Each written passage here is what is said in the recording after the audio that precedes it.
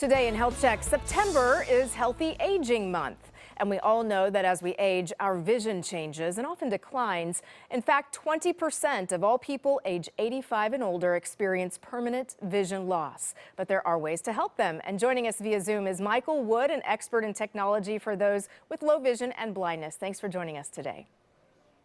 Hey, thanks for having me. I appreciate it. Let's talk about the impact of vision loss and how it really impacts the lives of seniors.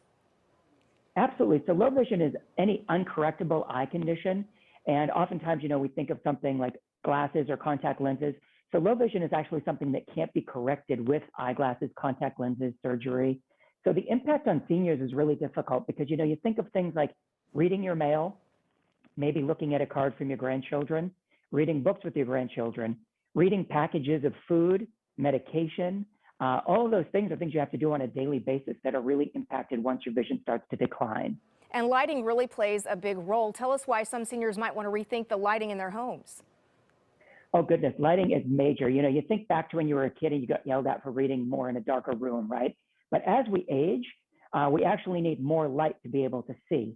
So seniors need about 3 times as much light as a 20-year-old would need. So, there's certain lights out there on the market that will help you with different colors as well. So you can use kind of a cool white, a bright white, or more of a natural white. And depending on your eye condition, those can all make huge differences in your daily living. And you also say there's a type of glasses for low vision that many people don't even know about. Tell us about those. Yeah, so there's some really cool glasses out there that are actually pretty much like a camera type of setup. So you would wear them on your head like a pair of glasses. And what they do is they have a camera in them that will actually zoom out or bring things larger in. You can also change your contrast. So just last week, I was working with a gentleman that actually was younger that wanted to be able to go and watch his kids play soccer. And he was trying on a pair of these glasses that were able to allow him to then go and see his kids play soccer again. Where can those be found? So one of the best spots to go is lowvision.com. So lowvision.com will direct you actually to a lot of different technology and give you my contact information as well. So if you have questions, you can reach out to me and I'm happy to answer them. There's lots of different things. You mentioned lighting. You also have to think about contrast and then brightness, with the lighting, and then magnification.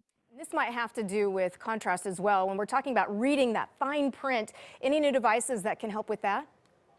Oh, goodness. Yeah. So actually, I want to come close to the camera to show you this because I think it's pretty impressive. So this little device here that I have is a digital video magnifier. And what this does is most of the time, people are used to using optical magnifiers, which are a lens, like a Sherlock Holmes magnifier, I say.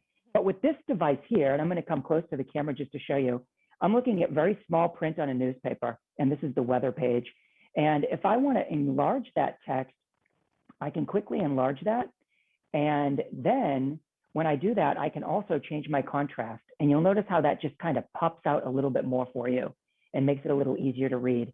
These are spectacular at the grocery store, going around looking at labels. Also, as you mentioned earlier, in a restaurant when you're reading a menu, oftentimes I see people pull out their cell phone and turn their flashlight on to see the menu in a restaurant. Something like this, which is the Ruby XL HD, is a phenomenal product for helping like that. And something too that some people have never heard of, glasses for driving. Yeah, so if you go to a low vision doctor, you can actually get different types of lenses, and there's bioptics. So there's something like an optical lens that can be mounted onto your actual glasses so you can see better while you're driving, and it allows you to extend that driving period.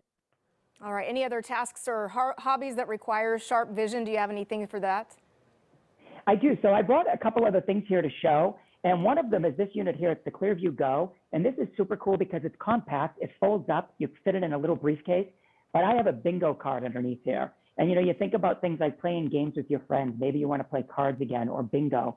And just to show you, if I switch over to the contrast, it really pops off the screen. So that red is a hard color to see oftentimes as we age. But you can quickly and easily change that and zoom in or zoom out and see that more clearly. And then on the very end here, I have something called the Acrobat HD. This actually incorporates in a camera that does distance. So I have this zoomed in probably about 200 feet out into my yard looking at a tree, and I'm able to see that. People love this for bird watching. People use this for knitting. So things where you need a lot of space underneath the camera to be able to, maneuver your hands or things like that. So this will do distance, close up, and self-facing as well. Okay, Michael Wood, thank you for joining us. And for more information, like Michael said, on low vision information, you can go, and the products mentioned here as well, just go to lowvision.com.